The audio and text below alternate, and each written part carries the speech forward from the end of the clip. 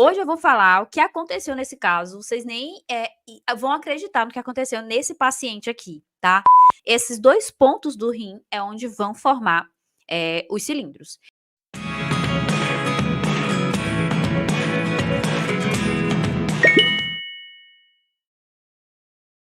Gente, para começar, vamos entender, eu trouxe esse caso clínico, coloquei até lá no Instagram mais cedo, nos stories, né. E aí, gente, esses cilindros que estão aparecendo aqui para vocês, olha a quantidade de cilindro urinário nessa lâmina. Hoje eu vou falar o que aconteceu nesse caso, vocês nem, vão acreditar no que aconteceu nesse paciente aqui, tá.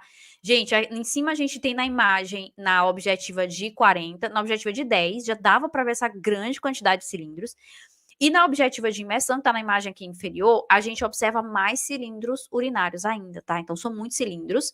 Eu vou ensinar para vocês o que vou falar mais tarde. O que foi que aconteceu para esse paciente ter essa quantidade exagerada de cilindros, se foi normal, né? Aqui a gente vou explicar quais são esses tipos de cilindros que tem nesse campo. Lembrando que esse caso aqui, gente, ele aconteceu lá no meu grupo de mentoria, lá no 10 anos de análises clínicas. Então, lá no nosso grupo, a gente envia os analistas que têm dúvidas, eles podem enviar imagem de lâmina, imagem de amostra, podem enviar imagem do que está aparecendo no equipamento, enviam as dúvidas deles e daí a gente responde lá na comunidade. E aí uma colega recebeu essa lâmina e ficou chocada, né, em dificuldade ali de liberar o laudo, de identificar todas as estruturas que tinha e mandou pra gente essa lâmina. Então ela é bem interessante e daqui a pouquinho eu vou te contar tudo o que foi que aconteceu nesse caso aqui, tá? Vamos lá, vamos entender, começar a falar aqui sobre os cilindros urinários. Quem são eles, tá? Então, eu trouxe aqui para vocês uma imagem que a gente tem da anatomia do sistema urinário. Vamos lembrar que a gente tem os rins, tem esses tubos que fazem a conexão entre o rim e a bexiga, que a gente vai chamar de ureter. Temos aqui a bexiga e depois da bexiga a gente vai ter a uretra. Então, a urina ela é formada por um processo, tem um processo de excreção, de filtração que vai acontecer aqui no rim. E esse processo, depois de formar a urina a partir de filtração, de reabsorção ou de excreção urinária, vai formar a urina a partir do sangue, que vai ser armazenada na bexiga e vai ser eliminada na uretra. Beleza. Então, no exame de urina, a gente avalia os elementos que estão formados aqui. Podem ser formados no rim, podem ser formados na uretra, pode ser formado na bexiga, no ureter, no canal vaginal, já na mulher pode acabar contaminando. No homem, se for um líquido prostático, pode contaminar. Então, no exame de urina, a gente consegue avaliar todas essas doenças urinárias. Agora, o que que acontece, o que que é o diferencial aqui da avaliação dos cilindros? É que os cilindros, eles são estruturas, são as únicas estruturas que a gente identifica no sumário de urina que são exclusivamente renais. Então, elas só são formadas no rim, tá? Se você observar muco, células, proteína, qualquer outra coisa pode ser formada na uretra, na bexiga, no ureter, mas os cilindros, eles indicam alteração renal. Eles são formados exclusivamente no rim. Em especial, se a gente fatiar o rim, né? A gente fatiar, ele parece esses 2 feijãozinhos, né? Se a gente fatiar o rim, a gente vai ver uma formação dos túbulos que ficam dentro do rim. Dentro desses túbulos, a gente tem uma parte que é o túbulo contornado distal e o túbulo coletor, o ducto coletor. Esses 2 pontos do rim é onde vão formar os cilindros. Eles são formados a partir dessa proteína, que é a proteína Tan-Husfol. É uma mucoproteína que ela é liberada, secretada justamente por essas células tubulares que ficam no interior, ficam ali na parede do ducto ali do rim, e aí elas secretam essa proteína, essa proteína de Tan-Husfol. Então, se dentro do rim tiver bactéria, o cilindro ele vai formar um aglomerado de bactéria. Se dentro do túbulo a gente tiver hemácia, tiver sangramento, o cilindro ele vai aglomerar ali hemácias. E assim sucessivamente. Por isso que surgem esses diferentes tipos de cilindros que a gente observa aqui nas nossas lâminas, nas nossas amostras. Então, essa é a formação principal, a origem dos cilindros. E por isso que é tão importante a gente identificar os cilindros. A gente conseguir analisar e determinar qual é o tipo de cilindro e colocar no laudo corretamente. Porque indica doenças renais. Todo paciente que tem doença renal, ele vai ter cilindro? Não. Ele pode ter uma doença renal e não ter cilindro. Ele pode estar com uma insuficiência renal aguda, crônica, ele pode estar com qualquer tipo de comprometimento renal e ainda assim ele não vai ter cilindros na urina. Mas o ponto é, o cilindro ele é formado no rim. Uma vez que na sua amostra durante a análise da sedimentoscopia, apareceu ali cilindros, aí a gente vai identificar que eu tenho uma doença renal. Eu trouxe aqui, basicamente, alguns tipos, daqui a pouco eu vou mostrar outros para vocês, tá? Mas esses 4 aqui são os mais importantes. Eu quero que você foque, que você preste muita atenção nesses 4 cilindros aqui para a gente começar. O primeiro cilindro que a gente tem é o cilindro hemático. É um cilindro que ele indica glomerulonefrite, ou seja, o que aconteceu nesse cilindro? Lembra que eu falei, quando o cilindro ele é formado, a estrutura que tiver na parte, no interior do túbulo, vai ser aglomerada. Então, se tem sangramento, se tem liberação de hemácias, por exemplo, o cilindro vai ser hemático. Ele vai aglomerar ali as hemácias. Então, é isso que está acontecendo. Nesse primeiro cilindro, eu tenho hemácias. E aí eu chamo de cilindro hemático. Ele acontece na glomerulonefrite aguda. Indica que o paciente tem um sangramento naquela região, que é clássico da glomerulonefrite, que é uma condição onde eu tenho uma doença autoimune que tem esse sangramento lá no rim. Então, pode ter sangramento da uretra, da bexiga, da uretra, de outros pontos. Pode ter um sangramento menstrual, de outros pontos. Mas o cilindro hemático, o sangramento é no rim. Outro cilindro bem comum é esse cilindro leucocitário. Esse cilindro, ele indica uma inflamação nos rins. Então, vejam que aqui a gente tem os piócitos aqui dentro, tá? Essas células que estão aqui dentro. Esses cilindros aqui, nesse caso, o que o paciente tem? Ele tem uma infecção, ele pode ter bactérias, essas bactérias estão lá, daí vem os leucócitos, a nossa resposta imunológica reverter aquele quadro infeccioso. E isso acaba inflamando. Então, pode formar uma pielonefrite, que é uma infecção no rim. É diferente de ITU, muita gente confunde. ITU é infecção de trato urinário. A infecção pode acontecer em qualquer ponto do trato urinário. Já o cilindro leucocitário, ele indica que a infecção é no rim, entendeu? Porque o cilindro indica que a doença é no rim. Aí eu coloco o nome inflamação, porque não necessariamente toda inflamação envolve infecção, ou toda infecção inflama. Às vezes você pode ter só o leucócito, sem estar aparecendo ali bactérias. Por quê? Porque pode ser que está inflamado e não infeccioso. Por exemplo, é bem comum aparecer tanto o cilindro hemático como o leucocitário, como outros tipos de cilindro, em pacientes que fazem um esforço físico vigoroso. Terceiro cilindro aqui que eu trouxe para vocês, cilindros epiteliais. São cilindros que vão conter dentro desse cilindro células epiteliais, tá? A diferença é que o leucócito é um pouco menor, enquanto que o cilindro epitelial, essas estruturas epiteliais, elas são um pouco maiores, tá? Elas são um pouquinho maiores do que um cilindro normal. Outra coisa também, gente, é que eu posso ter um cilindro com hemácia e com leucócito, com os dois, que a gente diria que ele é leucohematocitário, tá? Seria os dois, tá bom? Nesse aqui das células epiteliais, o que acontece? Imagina que o túbulo, ele é um cano, deixa eu ver aqui. Aqui tá dando para aparecer todo mundo, é um cano, tá? Um tubo. Ao redor desse tubo, na parede desse tubo, a gente tem células epiteliais. Então, se eu tiver uma lesão tubular, vai descamar essas células epiteliais, vão ser aglomeradas pela minha proteína Tan-Russell e vai produzir esses cilindros epiteliais. Beleza? Também pode aparecer. E o outro cilindro que a gente tem é o cilindro, na verdade, a gente tem o granuloso, a gente tem o cilindro sério e o cilindro hialino. Os três, eles indicam proteinúria. Mas eu vou já explicar a evolução do hialino, do granuloso e do sério, tá? Vou já explicar, mas entende uma coisa. Quando eu tenho esse cilindro, eu tenho um aglomerado de proteínas, de fibrinas, tá? De tecido conjuntivo, que às vezes é liberado, de fibrinas, que vão ser liberadas ali nos nossos cilindros. Aqui a gente tem esse quadro, tá? Que eu trouxe um resumo para vocês. Então, tem o cilindro hialino. É bom que quem está assistindo no YouTube, você pode colocar aí, por exemplo, professora, manda o PDF, tira print aí da tela, né? Que aí você já tem acesso ao material. Meus alunos fazem isso, né? A Ellen colocou, qual a quantidade mínima para laudar? A partir de um a gente já lauda. A partir de um cilindro, porque é uma estrutura muito importante. Se você observou, mesmo que seja raros, pode indicar o início de uma patologia renal. Então, a partir de um cilindro, a gente já lauda, tá? Agora, o passo número 3 que a gente vai comentar é como que a gente vai interpretar esse tipo de laudo, tá? Eu quero aproveitei para trazer para vocês nesse ponto, né? Como eu falei que ia trazer um artigo científico e trouxe, né? Esse trabalho, gente, é muito interessante. Foi feito aqui no Brasil, tá? Não tem ninguém aí, quem é que aí é de Pernambuco? Ele fez na cidade de Recife, né? Na capital, com a incidência de cilindros urinários em pacientes atendidos no hospitais das clínicas de Pernambuco. Então, lá dentro da Universidade Federal de Pernambuco tem um hospital das clínicas, que é um hospital de referência lá. E aí lá eles analisaram o exame de 8.246 exames de urina. Gente, mais de 8.000 exames de urina. E aí eles identificaram que a presença de cilindros acontece em cerca de 8% das amostras, né? Equivaleu a 654 amostras. 654 amostras tinham cilindros.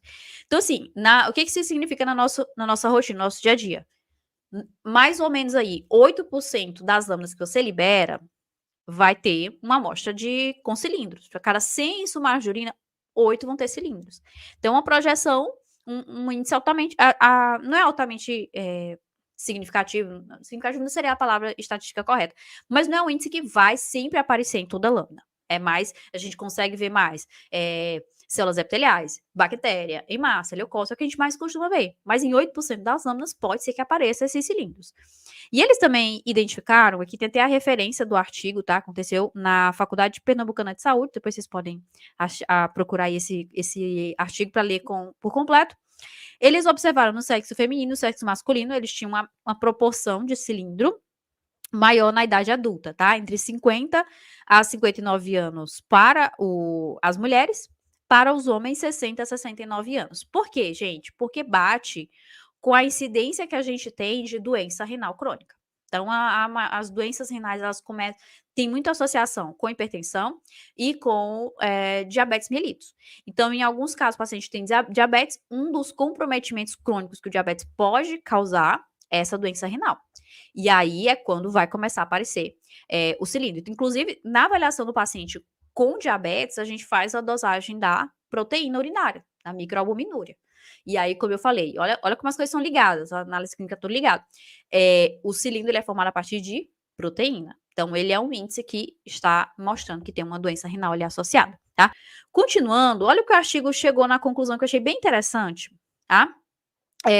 Ele colocou que tanto no sexo feminino como no sexo masculino, o cilindro que é mais comum é o cilindro hialino, tá, gente?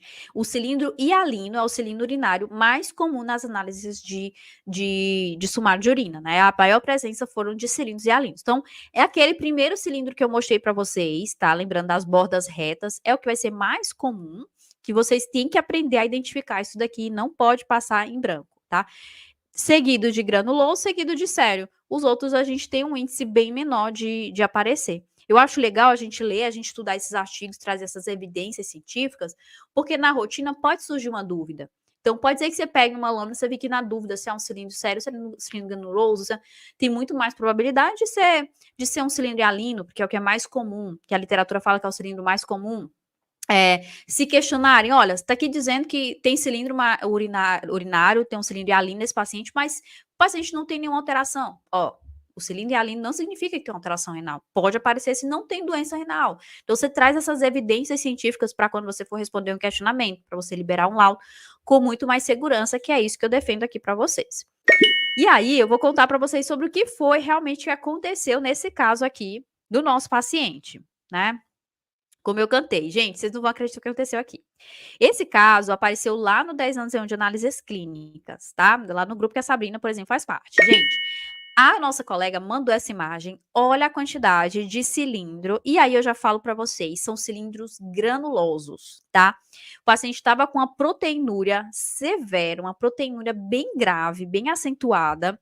Além disso, não sei se vocês vão conseguir observar aqui, tem hemácia, tinha muitas hemácias, tinha muito leucócito, tinha alterações assim inflamatórias bem graves. Sabe o que tinha acontecido nesse paciente? Vou dar um pause bem aqui, pra vocês verem, ó, aqui que tá brilhando, né, não sei se vocês conseguem ver que tá bem, deixa eu tentar aumentar o máximo aqui pra vocês verem, tá, eu vou ficar no cantinho aqui embaixo, pronto.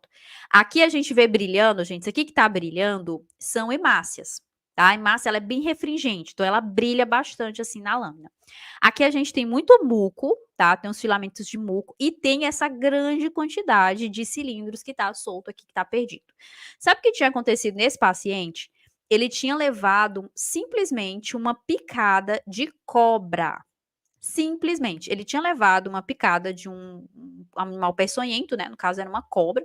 Não me pergunte a espécie da cobra que eu esqueci de perguntar essa informação, mas ele tinha sido picado por uma cobra, e daí esse veneno dessa cobra acabou atacando o rim dele e causou uma lesão tubular aguda, uma lesão renal aguda, né, depois se resolveu, que liberou essa grande quantidade de cilindros no sumário de urina. Olha que coisa maluca, né? Então, às vezes, a gente não imagina com o que a gente está trabalhando. Você pensa, é um paciente diabético. Gente, tudo é possível no dia a dia, na rotina de análises clínicas. Eu sempre me falando dessa questão dos perrengues que a gente aparece. Então, imagina que você pega um plantão amanhã e o paciente picado por uma cobra. Né? Quem trabalha aí no interior sabe que todo dia aparece casos aí, mais casos. Aliás, no plantão, no laboratório, todo dia a gente aparece uma coisa diferente. Então, esse é o exemplo de como que você vai liberar esse laudo que eu vou mostrar agora para vocês. Então, passo número 1, a gente já viu quem são, como eles são formados, como identificar, né? Vocês conseguem ver que não é um cilindro hialino, porque ele não tá claro. Ele está preenchido. Não é um cilindro hemático, porque no cilindro hemático a gente tem as bolinhas mais bem formadas. É realmente o cilindro com grânulos dentro dele. Agora eu vou contar para vocês como que a gente vai escrever esse laudo. Bom, quem já me segue aqui sabe, deixo isso bem claro, trabalho baseado em evidências, em normas científicas. Então, quando eu trago para você, como é que você vai escrever no hemograma? Como é que você vai escrever na bioquímica? Como é que você vai fazer o controle de qualidade? Todas essas respostas eu trago baseada em evidências, em publicações, em normas científicas que são importantes, que a gente tem que estar ligado. A gente é fiscalizado, dentro do laboratório você é fiscalizado também. E para liberar laudo de sumário de urina, eu recomendo a ABNT 15.268, que ela estabelece os requisitos e recomendações para o exame de urina. Eu vou falar como você vai escrever baseado na ABNT. Como você vai escrever o seu laudo baseado no que a ABNT recomenda. E veja a importância disso. Se alguém questionar você, por que você escreveu assim? Aí você vai falar, porque eu quis. Não, você vai falar porque a ABNT recomenda essa daqui, tá? E ela tá valendo, tá? Muita gente nem sequer sabe do conhecimento dessa ABNT. Bom, o que você vai fazer? Vai observar no aumento de 100 vezes, aumento de 100 vezes é na objetiva de 10, a média de resultados expressos. E aí, se eu tiver 3 elementos por campo, ou seja, até 3 cilindros por campo, você vai escrever raros. Se tiver 0, gente, só para deixar claro, 0 é ausente, tá? De 1 a 3, raros. Se você observar de 4 a 10 cilindros por campo, você vai liberar como algumas. Se você contar mais do que 10 cilindros por campo, você vai colocar numerosas. E você vai usar o termo maciça quando você tem muitas estruturas no sumário que dificulta a visualização das outras estruturas. Quando você tem muita, sei lá, eu tenho muito leucócito, não consigo ver outra estrutura ali na imagem, então eu vou colocar como maciço. Por exemplo, no caso em questão que a gente estava discutindo aqui, o que vocês acham? Ele é raras, moderada ou ele é numerosas? O que vocês acham de cilindro? Ou maciça? Usando o que a ABNT recomenda, tá? E, assim, até trouxe aqui para vocês, gente, tem gente que utiliza para liberar laudo, né? Utiliza esse daqui, ó, utiliza a câmara de Neubauer, né? Muita gente faz análise do sumário de urina na câmara de Neubauer. E, assim, a ABNT ele vai recomendar como fazer as especificações na câmara de Neubauer, na Cassel, e também na lâmina lamínula, tá? Isso aqui vale para todos os três. Né? Vai mudar um pouquinho na câmara de Neubauer, porque a gente vai colocar por milímetro cúbico, e aqui a gente vai fazer a contagem por campo. Prof, o que é campo? O que você fala como campo? Pode surgir essa dúvida. Essa imagem, esse foco do microscópio aqui. Esse foco é um campo, tá? E aí a gente faz a média e libera. Então, nessa live eu falei para vocês toda a formação sobre os cilindros urinários, como que a gente identifica, como que a gente diferencia. O primeiro passo é identificar que tem cilindro, o segundo passo é diferenciar qual é o cilindro que a gente está tratando, e aí a gente vai analisar e liberar esse laudo corretamente. Eu fico muito grata pela atenção de vocês nessas nossas maratonas de treinamento. Quem está assistindo só a live de hoje, tiveram outras lives que estão salvas aí. Tem live sobre plaqueta, tem live sobre hemograma na gravidez, tem live sobre tipagem sanguínea, que eu fiz a tipagem sanguínea aqui no ao vivo, mostrei o princípio, mostrei como fazer, analisei casos e tal. Então tem muita live que ficou gravada aí, vocês podem assistir aqui, aproveitar para maratonar aí as lives de aquecimento. Emanuele Oliveira, muito obrigada. Aline Acauã, muito obrigada, Aline. Giovana, Mariana ficou até o final. O Erlon que comenta aqui como Lícia, bonitão. Iracema Alves, da Bahia. Muito obrigada pela presença de vocês. Eu fico muito grata pela atenção. Fico extremamente agradecida e até a próxima. Tchau, tchau.